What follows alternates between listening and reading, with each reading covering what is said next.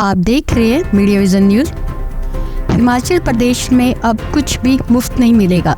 आर्थिक संकट से जूझ रही सुक्खू सरकार ने कैबिनेट मीटिंग में बड़ा फैसला लिया है। शिमला के राज्य सचिवालय में हुई मीटिंग में अब फैसला हुआ है कि हिमाचल प्रदेश में इनकम टैक्स भरने वाले परिवारों को 125 मुफ्त बिजली के बाद अब पीने के पानी का भी बिल देना पड़ेगा। सुक्खू कैबिनेट में फैसला हुआ है कि पीने के पानी के कनेक्शन पर अब पैसे देने होंगे।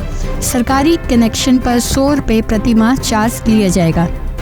कैबिनेट मंत्री हर्षवर्धन चौहान ने बताया कि गरीब जनता और कम आय वाले परिवारों पर इसका कोई प्रभाव नहीं पड़ेगा।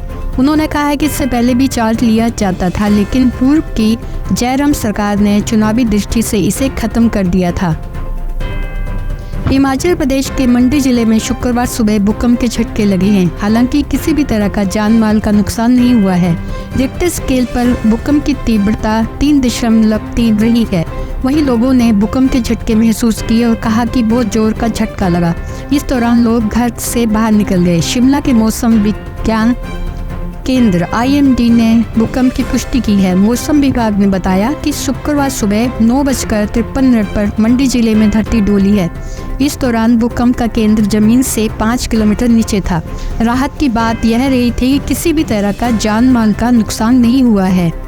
हिमाचल प्रदेश के एकमात्र सुपर स्पेशलिटी अस्पताल चमियाना में लोगों को बोन मैरो ट्रांसप्लांट की सुविधा मिलने जा रही है। कैंसर के कई मरीजों को बोन मैरो ट्रांसप्लांट की आवश्यकता पड़ती है। वहीं कुछ विशेष मामलों में भी बोन मैरो ट्रांसप्लांट की आवश्यकता होती है। इससे कैंसर के मरीजों सहित अन्य लोगों को अपने इलाज के लिए प्रदेश से बाहर नहीं जाना पड़ेगा। इसके अलावा 12 अगस्त से इंदिरा गांधी मेडिकल कॉलेज एवं अस्पताल IGMC से कुछ विभागों को भी अटल सुपर स्पेशलिटी आयुर्विज्ञान संस्थान चमियाना के लिए शिफ्ट किया जा रहा है। इन विभागों की OPD चमियाना अस्पताल में ही लगेगी, जबकि इमरजेंसी मामले और बड़े ऑपरेशन IGMC में ही होंगे। हिमाचल प्रदेश के कुल्लू जिले के विश्व प्रसिद्ध ऐतिहासिक और प्राचीन लोकतंत्र गांव मलाणा के लोगों ने सिस्टम को आईना दिखाया है।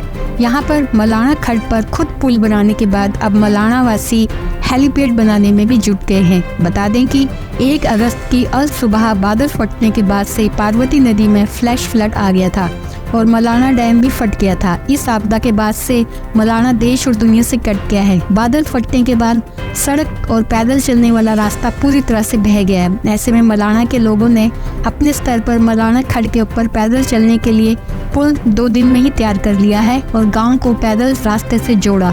वहीं अब गांव वाले यहां पर हेलीपैड बनाने के लिए भी जुटे हुए हैं, ताकि प्रशासन की तरफ से मलाणा में राशन सामग्री पहुंचाई जा सके, क्योंकि हवाई मार्ग से ही मलाणा से कनेक्ट है।